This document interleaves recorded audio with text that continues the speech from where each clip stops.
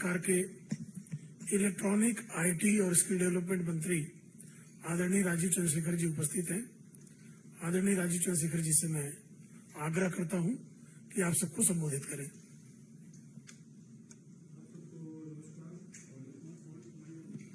आप सबको नमस्कार। आप जानते ही हैं कि पिछले कुछ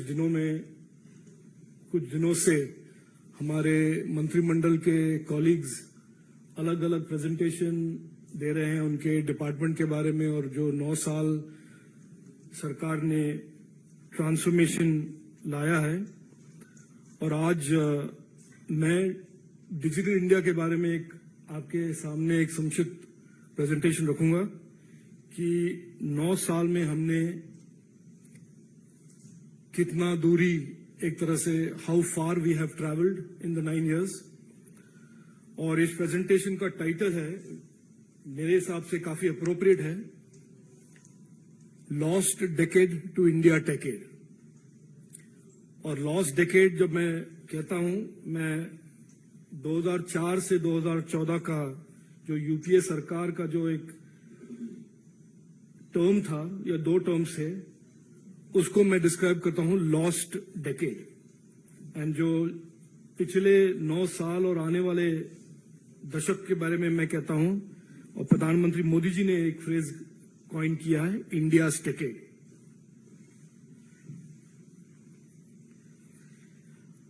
आजकल दुकानों का एक तरह से वो फ्रेज बहुत चला है, मोहब्बत की दुकान वगैरह वगैरह। और ये फॉरेन ट्रिप्स में हमारे जो प्रोलिफिक टूरिस्ट हैं, फॉरेन ट्रैवलर हैं, उन्होंने कॉइन किया है फ्रेज मोहब्बत की दुकान। अगर हम 2004 से 14 के बारे में यूपीए के टेक्नोलॉजी स्पेस को देखें, उसके लिए एक मोर अप्रोप्रिएट फ्रेज होगा भ्रष्टाचार की दुकान, करप्शन की दुकान, और इफ यू प्रिफर दुकान। और उसका कॉन्सिक्वेंसेस जो 10 साल में थे टेक्नोलॉजी के दुनिया में, crony lending, crony contracts, 2G scam, Antariksh Deva scam,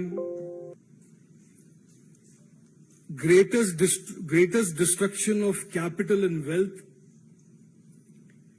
investors जैसे Telenor, Etisalat, MTN, Nokia Bharat को छोड़कर भाग रहे थे। अगला साइड। और BSNL 2004 में $6 बिलियन के वैल्यू प्रॉफिटेबल कंपनी था, उसको इस लॉस्ट डेकेड में it was completely destroyed and laid waste, and in total destruction of public wealth, as this slide shows.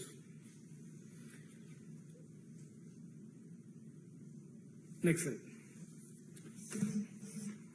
तो हमने अचीव क्या किया इस हमारे प्रधानमंत्री मोदी जी की सरकार 2014 में आई, और पहले उनका फर्स्ट ऑब्जेक्टिव था कि जो सालों से, दशकों से एक नैरेटिव था कि हमारे जो पब्लिक स्पेंडिंग में करप्शन, लीकेज होता था। और आप ये फेमस फ्रेज जानते ही हैं कि राजीव गांधी ने कहा लेट 80s में कि हर 100 रुपए जो दिल्ली से निकलता है गरीबों के नाम, गरीबों के लिए, 85%, 85% उसका लीक होता है।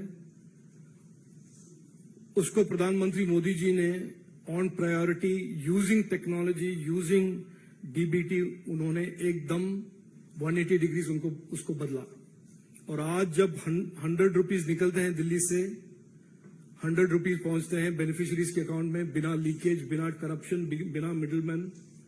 और ये मैं मानता हूं टेक्नोलॉजी से और टेक्नोलॉजी का प्रधानमंत्री मोदी जी के सरकार के दौरान एक शाइनिंग एग्जाम्पल है, जिसने डेमोक्रेसी और गवर्नेंस और सिटीजन और गवर्नमेंट के बीच में ट्रस्ट बनाने में बहुत ही एक महत्वपूर्ण भूमिका निभाया है।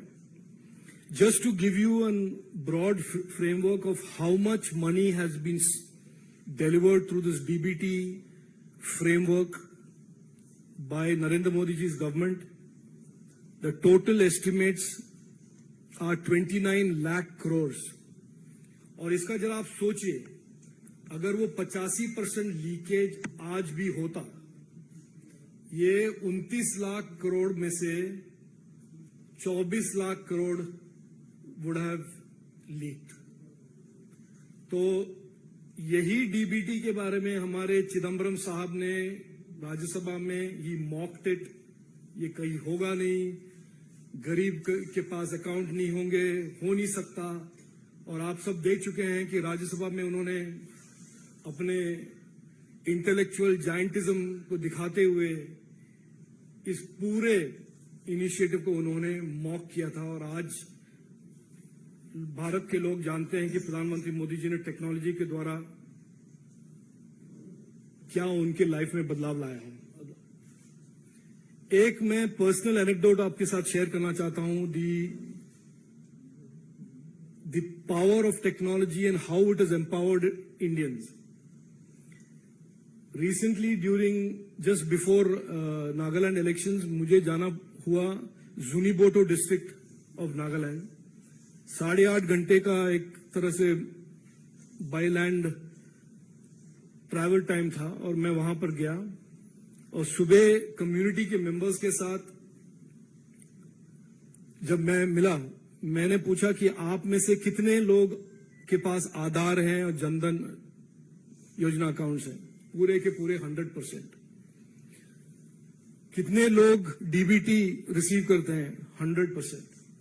तो ये इसलिए मैं आपको आपके साथ शेयर कर रहा हूं कि even the remotest part of India, और जहां पर उन्होंने 50 साल तक किसी मिनिस्टर को या मिनिस्टर के विजिट को उन्होंने एक्सपीरियंस नहीं किया था। मैं पहला मिनिस्टर था वहां का विजिट करने के लिए गया था मैं, और उनको भी इस टेक्नोलॉजी के द्वारा एम्पावरमेंट का एक्सपीरियंस वहां तक भी पहुंचा।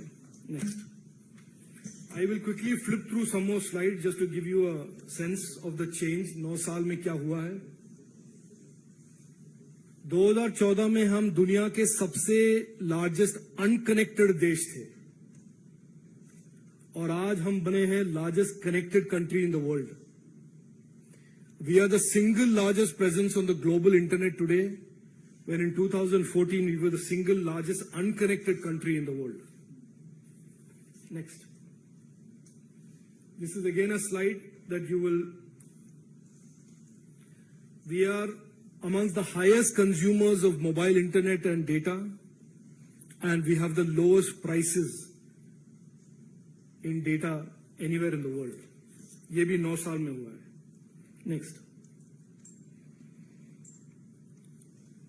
एक जमाना था इंडिया में, मैं भी I was also an entrepreneur those days, 2G के जमाने में, 3G के जमाने में, जहां पे हर कंपोनेंट वाज इंपोर्टेड।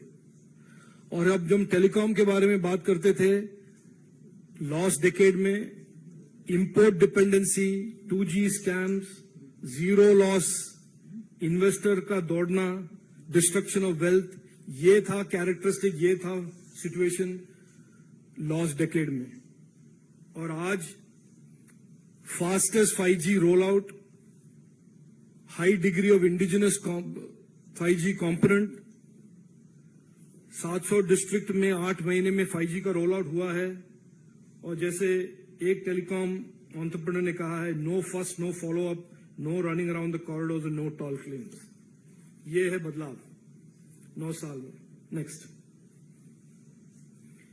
मैंने जैसे कहा, we are the largest connected nation in the world today under prime minister Narendra Modi ji. और कनेक्टिविटी ही नहीं, उनका पॉलिसी ऑब्जेक्टिव भी है कि इंटरनेट में सेफ्टी और ट्रस्ट भी हो, हमारे डिजिटल नागरिक सेफ हो इंटरनेट में, और इंटरनेट को कोई कंट्रोल ना करे, कोई भी कमर्शियल प्राइवेट एंटिटी, और एक तरह से अकाउंटेबिलिटी भी हो बड़े बड़े प्लेटफॉर्म्स हमारे डिजिटल नागरिक की ओर। इसका कॉन्ट्रास्ट मैं करना चाहता हूं यूपीए के टाइम के साथ, जहां पर जब उन्होंने 2008 में आईटी एक्ट को मॉडिफाई किया था अमेंड किया था उन्होंने, और उन्होंने सेक्शन 79 का प्रावधान लाया था जहां पर कोई भी बिग टेक प्लेटफॉर्म्स को प्रोसिक्यूट करने का या उनको एक तरह से ब्लैंकेट इम्यूनिटी देने का काम यूपीए ने किया था। और हम प्रधानमंत्री मोदी जी की सरकार ने उस एसिमेट्री को और इस इम्यूनिटी को हमने बदलकर अकाउंटेबिलिटी लाया है। और आज देश में कोई भी बड़ा प्लेटफॉर्म कहीं से भी हो, फॉरेन हो, इंडियन हो, उनको हमारे आईटी रूल्स और आईटी एक्ट के तहत डिजिटल नागरिक को की और अकाउंटेबिलिटी एक तरह से मैंडेटेड है। नेक्स्ट, ये भी जस्ट साइन ऑफ इनोवेशन, और जो टेक्नोलॉजी बना था डीबीटी और सरकार और बेनिफिशियरीज के साथ एक ट्रस्टेड ट्रांजैक्शन करने के लिए, वो बना है एक ट्रस्टेड इकोसिस्टम फिनटेक का बहुत बड़ा दुनिया, और भारत दुनिया का सबसे बड़ा देश बना है इन डिजिटल ट्रांजैक्शंस।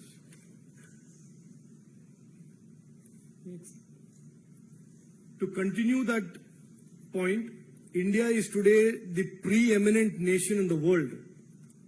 और ये मैं नहीं कह रहा हूं, ये दुनिया के मल्टीलैटरल एजेंसीज कह रहे हैं, दुनिया दूसरे देश कर रहे हैं। प्रधानमंत्री मोदी जी ने टेक्नोलॉजी के द्वारा जो गवर्नेंस में इंप्रूवमेंट, गवर्नेंस में रिफॉर्म, गवर्नेंस में जो ट्रांसफॉर्मेशन उन्होंने लेके आए हैं, उसको इंडिया स्टैक के रूप में एक टेक्नोलॉजी प्लेटफॉर्म बना है, जो आज भारत G20 के प्रेसिडेंसी के अंतर्गत दुनिया के सभी देशों को ऑफर कर रहे हैं और करते हैं। और जून 12 और 13 को पुणे में एक ग्लोबल डीपीआई समिट है, जहां पे विश्व के सभी देश जो डिजिटल गवर्नेंस में रुचि ले रहे हैं वो आएंगे और इंडिया स्टैक का एमओयू इंडिया स्टैक के साथ कोऑपरेशन का वो एक्सप्लोर करेंगे। Next, this is important for those who follow the economy, और आजकल बहुत कुछ कहा जा रहा है about the economy. These are facts, these are numbers from RBI.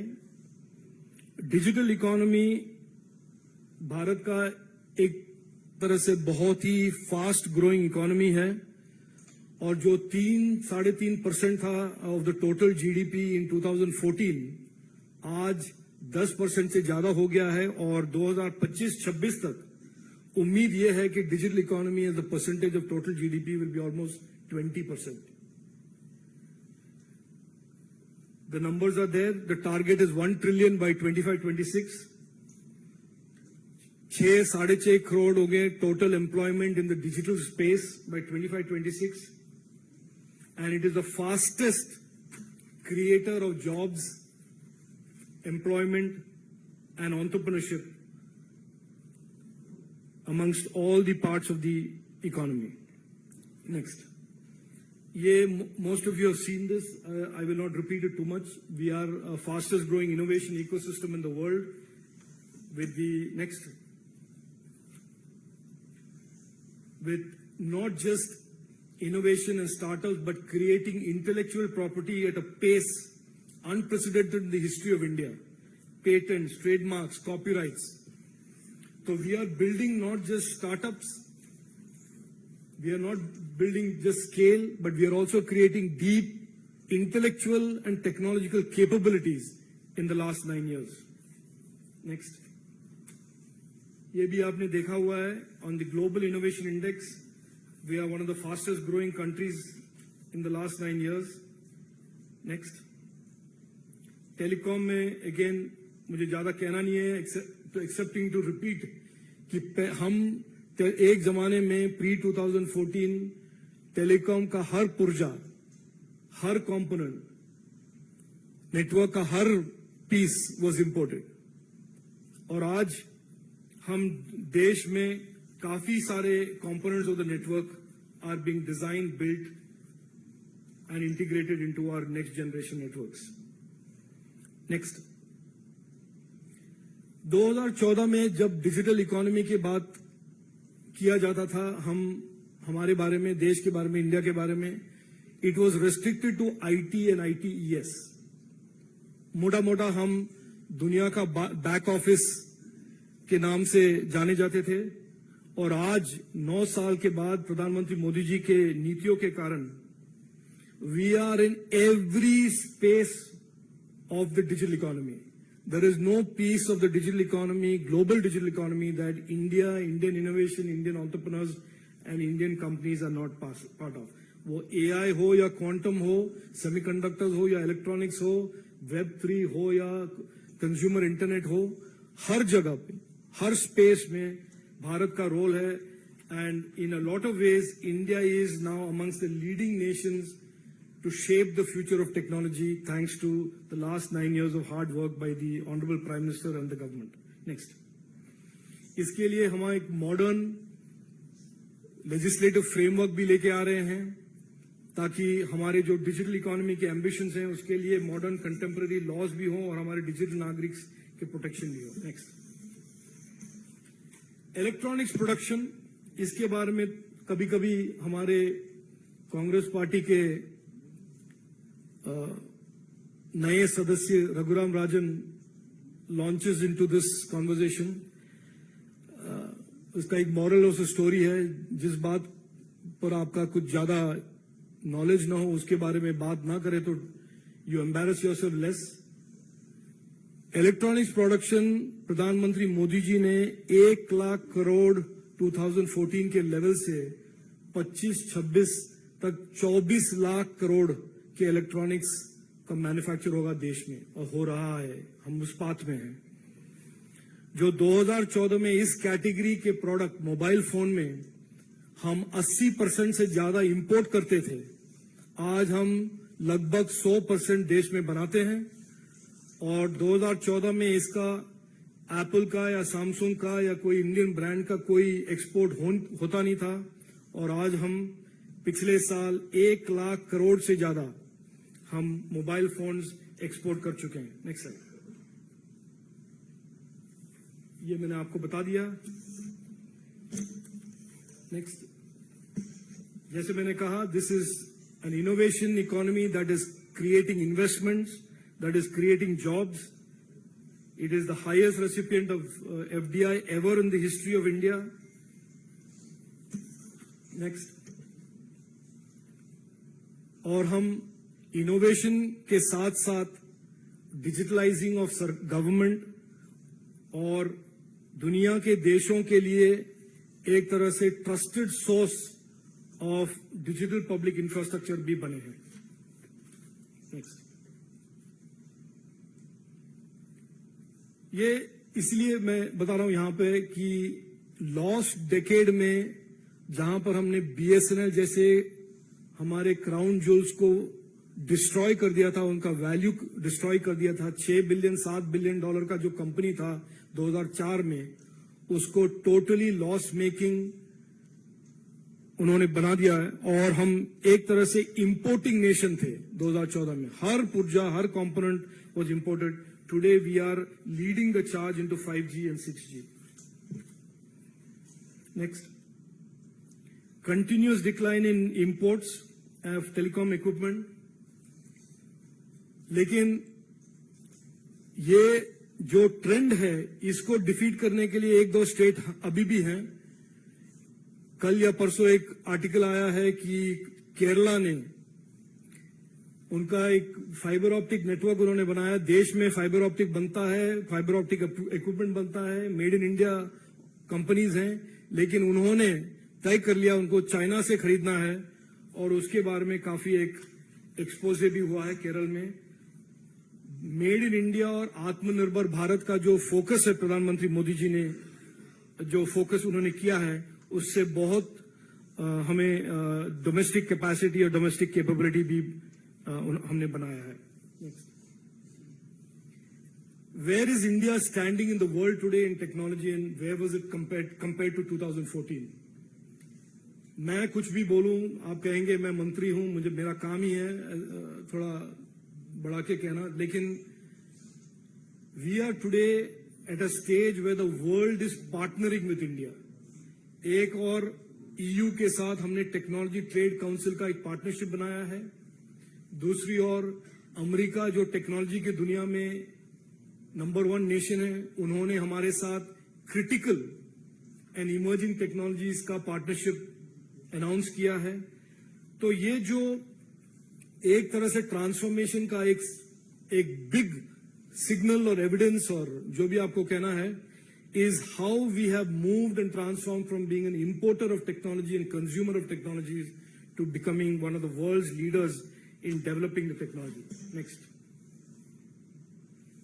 Again, मैं कुछ कहूं तो आप कहेंगे मेरा काम कहना है, ये है the leading lights of the world talking about India and technology. Pat Gelsinger of Intel, Michael Spence, the Nobel laureate, saying the global economy is undergoing a regime change today, and today India is the outstanding performer. Bob Sternfels of McKinsey saying it is not India's decade, it is India's century. Omar bin Sultan Al Olama, the Minister for AI in the United Arab Emirates, he says the future of technology will have the Indian fingerprint everywhere. जैसे मैंने कहा, the multilateral agencies have recognized India's India stack and have lauded India, and there's a lot of respect that India has got for that. Next. मैं summarise करना चाहता हूं आज कि from a digital and technology perspective, we are in the most exciting period in the history of modern India. ये मैं statement कोई rhetorically नहीं कह रहा हूं, ये एक फैक्ट है. In terms of technology, in terms of innovation, we are living in the most exciting period in the history of modern India, thanks to the effort and the decisive policy action by the Honorable Prime Minister over the last 9 years. Next. आपको अगर report card हमें आप देंगे हमें या मैं आपको दूं, this is the report card of the efforts of the last 9 years of Prime Minister Narendra Modi ji's visionary policies, ranging from PLI to AI to semiconductor. We are on track to hit $1 trillion digital economy by 26. We are today, आज के दिन में जो manufacturing के दुनिया में बदलाव आ रहा है और लोग चाइना का एक ऑल्टरनेट ढूंढ रहे हैं, भारत बन रहा है एक global trusted partner for manufacturing. We are seeing world-class factories, huge investments and jobs being created in manufacturing. $300 billion के मैन्युफैक्चरिंग टारगेट है. जैसे मैंने कहा 24-25 लाख करोड़ का मैन्युफैक्चरिंग, जहां पर 2014 में 1 लाख करोड़ से कम था. 24 गुना in almost 10 years, in 1 decade. And in the cutting edge of technology, we are in quantum, AI and semicon as a nation as well. Just 2 examples of where we are in some of the cutting edge work. Recently, ISRO launched a set of satellites. Those are going to power a domestically designed chipset, the NAVIC IC chip, that will in future power all the global positioning systems in our phones, in our cars, in our automobiles. तो ये एक cutting edge device यहाँ पे design किया गया, private sector और सरकार के बीच मिलकर डिजाइन किया गया डिवाइस है, और ये एक तरह से it is the cutting edge of work. Digital India RISC 5 next gen chip design, बहुत सारे चिप्स हम यहाँ पे डिजाइन कर रहे हैं और फैब के प्रोजेक्ट के बाद यहाँ बनाएंगे भी. Next, I just quickly summarise on this. not only are we creating investments, jobs, innovation, but Bharat देश एक तरह से हमारे युवा शक्ति has become global talent pool for the world's digital ecosystem, and that is an emphasis that Prime Minister Modi ji has placed from the day one, and we continue to focus on that, and the results are there for all of you to see. Next slide. This is the result of 9 years of सेवा. 9 साल prime minister Modi ji के सरकार का digital के space में report card. और मैं हमेशा कहता हूं अंग्रेजी में, it is a report card that shows how far the country, it's youth and its technology ecosystem has traveled from the lost decade days of 2014 and the Congress UPA. Thank you. आप लोगों के कोई प्रश्न हो तो पूछ सकते हैं।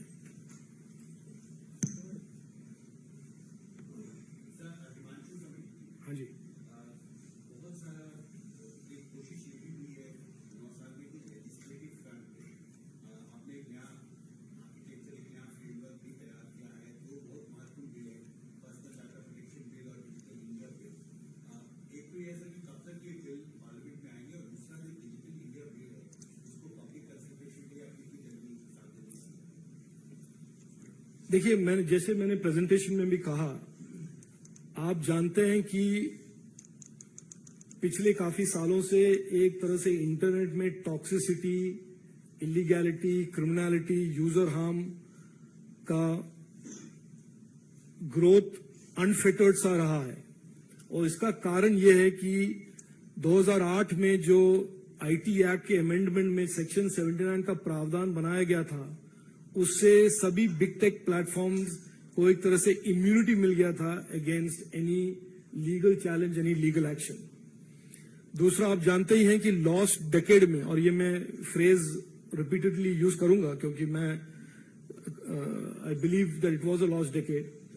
इस लॉस्ट डेकेड में सरकार ने ओपोज किया था कि privacy is a fundamental right. हमारे सरकार के दौरान privacy was declared a fundamental right by the supreme court.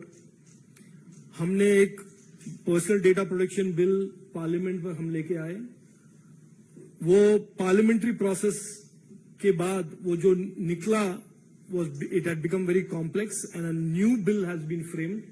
और मैं आपको और आपसे आपके माध्यम से सबको बताना चाहता हूं कि ये बहुत जल्द पार्लियामेंट में इंट्रोड्यूस किया जाएगा, digital personal data protection bill. Digital India bill के बारे में मैंने जो कहा है पहले इस प्रेस कॉन्फ्रेंस से पहले, वो आज भी उसका वैलिडिटी है कि उसका कंसल्टेशन इस महीने में शुरू होगा। इंडियन एक्सप्रेस से लीजिए।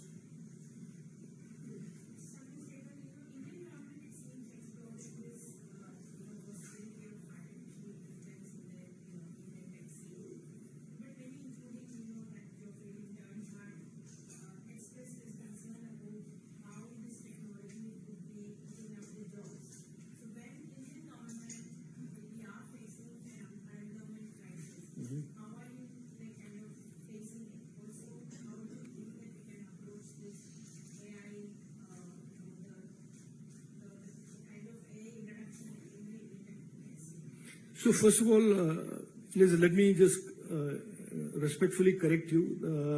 In the tech sector, in the digital space, we are creating jobs, investments in jobs at an unprecedented rate. So the characterization that there is no jobs being created in the technology space is respectfully incorrect. It has created almost 1 crore of jobs in the last 4 years, 5 years alone. Number one. Number two, AI, I think there is a narrative and some melodrama around AI, and then there is a reality. It is possible that over the next 5 years, 10 years, that AI becomes intelligent enough where it will replace jobs. ये हो सकता है। ये हो सकता है means हो सकता है। आज के दिन में AI the application of AI is on tasks. It creates more efficiency. So of course, there is a possibility at very, very low levels of intelligence and repetitive tasking, it may replace jobs. But I can assure you that while AI is disruptive, we do not see in the next few years the so-called threat of it replacing jobs or removing jobs, because the current state of development of AI is that AI is very task-oriented, not reasoning, logic, etc. And jobs usually have reasoning and logic, and AI is not sophisticated enough at this stage of its development. Which is not to say that it will never happen. हो सकता है 5-8 साल में। हाँ।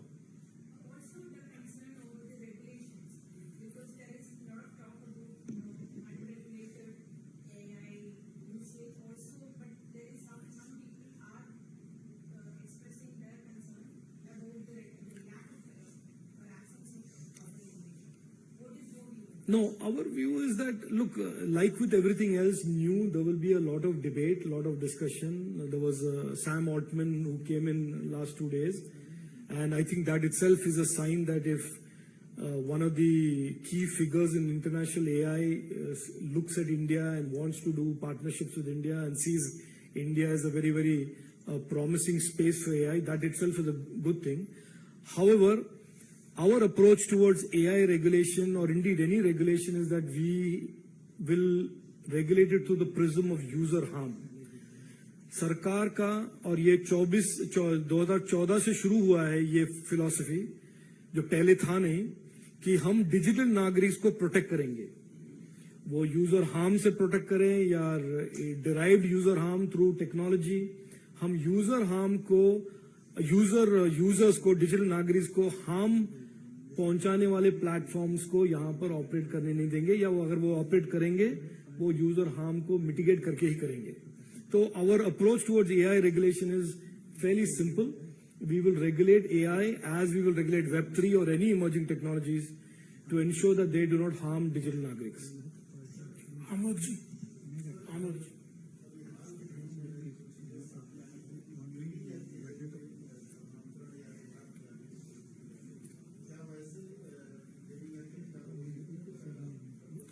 नहीं, देखिए, हमने आपने प्रेजेंटेशन में देखा कि प्रधानमंत्री मोदी जी ने कहा कि हमारे इंटरनेट में जो भी प्लेटफॉर्म्स हो, गेमिंग हो या सोशल मीडिया हो या न्यूज हो या जो भी हो, वो यूजर हार्म उनको क्रिएट करने का या उसका इम्पैक्ट होना, वो एक तरह से प्रोहिबिटेड है, और हम उसको यूजर हार्म क्रिएट करने के लिए किसी हालत में परमिट नहीं करेंगे। तो आपने देखा है कि ऑनलाइन गेमिंग में जो हमने बहुत जल्द रूल्स लेकर आए हैं 3 महीने में, उसमें बड़ा स्पष्ट रूप से कहा गया है कि हम ऑनलाइन गेमिंग को रेगुलेट करेंगे on 3 principles: on harm, on addiction and on betting. ये 3 क्राइटेरिया अगर किसी प्लेटफॉर्म ने दिखा दिया कि हमने एक में से 3 में से 1 या 3 में से 2 या 3 में से 3, वो platform will not be permitted to function and will not be allowed to be accessing our digital nagriks. Arun Nahta ji.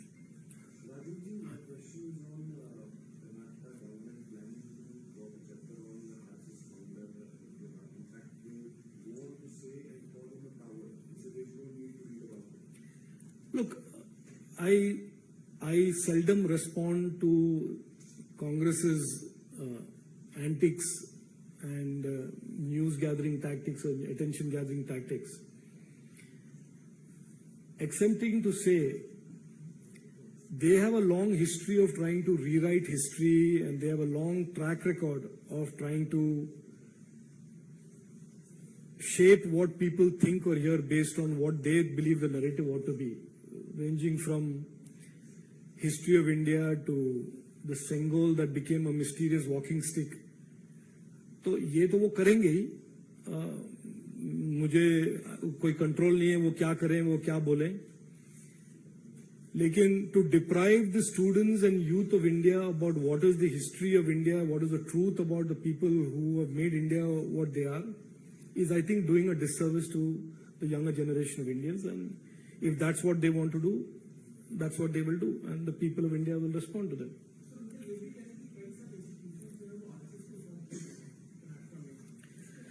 छोड़िए ना उनके, मैं यहाँ पे कुछ अच्छे बोलने के लिए आया हूँ, उनके बारे में क्यों बोलूँ मैं आज? रविंद्र जी न्यूज मैंने बोल दिया है, उसका तो मैंने रिस्पॉन्ड कर दिया है.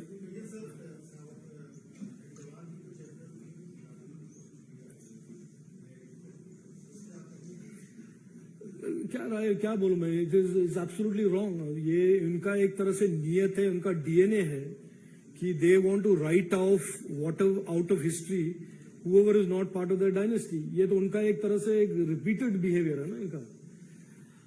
हेगडेवार जी के बारे में एक तो इरेज करना या गलत मिस इन्फॉर्मेशन क्रिएट करना, एक तरह से it is doing a huge disservice. It is a crime against the people of India, the crime against the youth of India. मैं इसमें ज्यादा टिप्पणी करूंगा नहीं, क्योंकि इनके कॉन्डक्ट का कोई there is no sense in what they say, there is no meaning in what they do. There is certainly आप सब ऑब्जर्वर्स हैं, वो जो बोलते हैं, जो जो करते हैं, उनका कोई मुझे नहीं लगता कोई इंटरप्रेट कर सकेगा कि क्यों कर रहे हैं ये ऐसे bizarre type of anti people ways of censoring out the real history of India and trying to build everything around one grandfather, one grandmother, one son, one father, one sister. उनका prism of history is limited to that. Vineet ji, भैया इसके बारे में कुछ पूछे ना, बहुत मेहनत करके आया हूं। 9 ईयर से पूछेगा तो बेहतर रहेगा।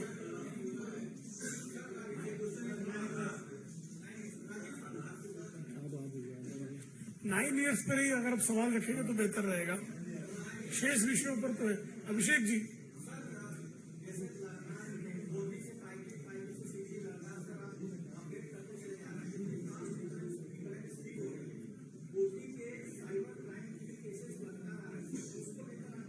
नहीं एकदम सही बात आपने कहा कि जैसे इंटरनेट का जो रीच और इंटरनेट के यूजर्स ग्रो हो रहे हैं, जैसे आप जानते ही हैं कि आज के दिन में 85 करोड़ लोग भारत में इंटरनेट को यूज करते हैं और 2025-26 में ये नंबर या आंकड़ा 120 करोड़ हो जाएगा। तो क्रिमिनलिटी और यूजर हार्म, हम इसको टेक्निकल फ्रेज यूजर हार्म कहते हैं, उसमें साइबर सिक्योरिटी भी आ जाता है, क्रिमिनलिटी भी आ जाता है, डॉक्सिंग भी आ जाता है, वगैरह वगैरह, ये भी ऑन द राइज है और हम we are seized of the matter और हमने काम किया है इसमें, सर्ट को काफी मजबूत किया है। लेकिन आप इसमें एक कनंड्रम ये है कि law and order still is a state subject, तो यहां पर जो भी हम कैपेसिटी इंक्रीज करें, जब तक स्टेट में साइबर पुलिसिंग और साइबर क्राइम डिटेक्शन का कैपेसिटी ज्यादा न बढ़े, तो जिस स्टेट में साइबर सिक्योरिटी का, साइबर पुलिसिंग का कैपेसिटी है, वहां पे लोग डिजिटल नागरिक सुरक्षित रहेंगे या रिस्पॉन्ड कर पाएंगे। जहां पर नहीं है वो थोड़ा प्रॉब्लम रहता है। वही तो कह रहा हूं, ये वही तो मैंने कहा। रविंद्र जी, जी न्यूज से।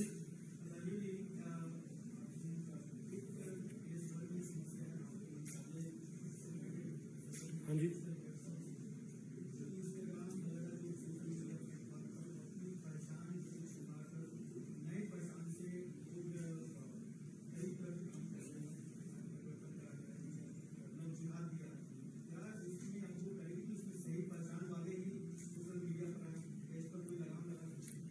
देखिए ये एक डिबेट वाला इशू है ये कि एनोनिमिटी जो आप कह रहे हैं ना, एनोनिमिटी को परमिट किया जाना चाहिए कि नहीं ऑन सोशल मीडिया।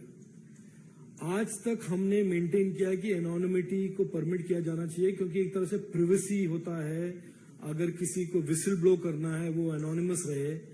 लेकिन इसका बड़ा मिसयूज भी हो रहा है, क्योंकि काफी सारे ऐसे प्लेटफॉर्म्स हैं जहां पर एनोनिमस यूजर्स मिस इन्फॉर्मेशन या डेलिबरेटली इंसाइटफुल कंटेंट डालते हैं, और जब लॉ एंड ऑर्डर या प्रोसिक्यूशन का एक प्रॉब्लम हो जाता है वो डिसअपियर कर देगा।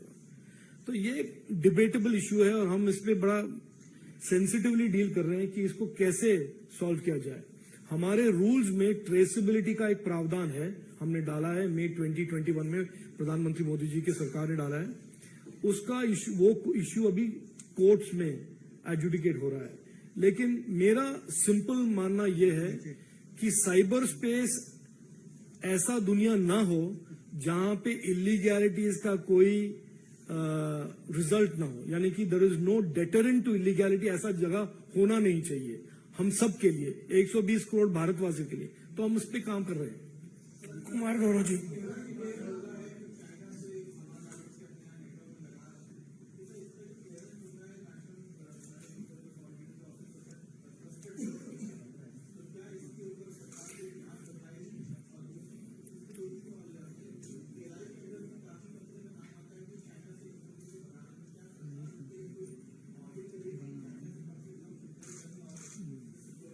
नहीं, ऐसा कुछ नहीं है कि हम कोई, we are not against any country और we are not against any particular source of a product, excepting हमारा एक फ्रेमवर्क है देश में, ट्रस्टेड सोर्स। ट्रस्टेड सोर्स का मतलब है इक्विपमेंट, ट्रस्टेड इक्विपमेंट हो और सोर्स भी ट्रस्टेड सोर्स हो, वो कहीं से भी हो। तो ऐसा कोई चाइना स्पेसिफिक कोई हमारा पॉलिसी है नहीं, it is against one country और अनदर। बट ऑन दिस के फोन थिंग, मैंने जो अभी जो what ever limited information I have got from my department, it is की कोई जरूरत नहीं था इसका चाइना से इंपोर्ट करने का। ये this is a domestically available product, और यहाँ पे इतने सारे प्लांट है जो फाइबर ऑप्टिक बनाते हैं, उसको चाइना से ही लेना क्या, what was the pressure, what was the reason, वो ही बताएं। और इन्वेस्टिगेशन का जो सवाल है आप ही करें, अच्छा होगा।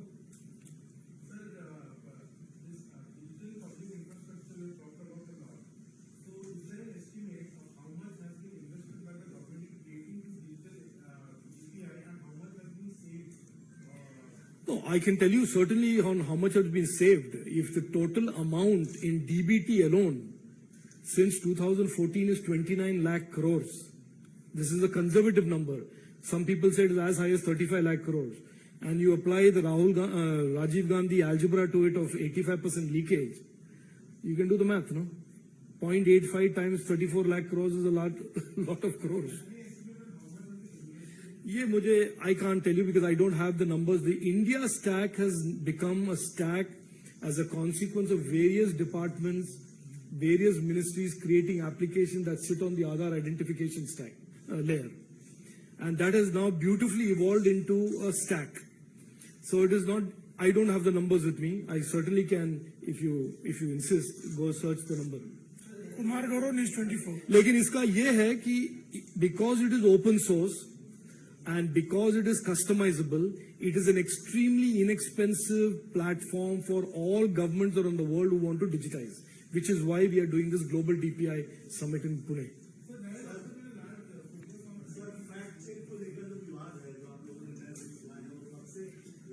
देखिए, विवाद नहीं है, एक misunderstanding, like lack of understanding है, और इनको इसको थोड़े लोगों ने इसको कॉन्फ्लेट कर दिया है with suppression of free speech, where it is nothing of the sort. There is no suppression of any free speech. As a matter of fact, Narendra Modi ji की सरकार ही ऐसा सरकार है जिन्होंने रूल्स में डाला है अंडर आईटी एक्ट कि fundamental rights of Indian citizen can never be violated by any platform. हमने स्पष्ट रूप से लिखा हुआ है वहां पे. तो ये हम देखेंगे, इसका थोड़ा कोर्ट चैलेंज भी है, और हम हमारे एफिडेविट डाले हैं. बहुत सारे सवाल हो गए, मुझे लगता है कि अब लास्ट क्वेश्चन, अब आखिरी एक सवाल लेंगे.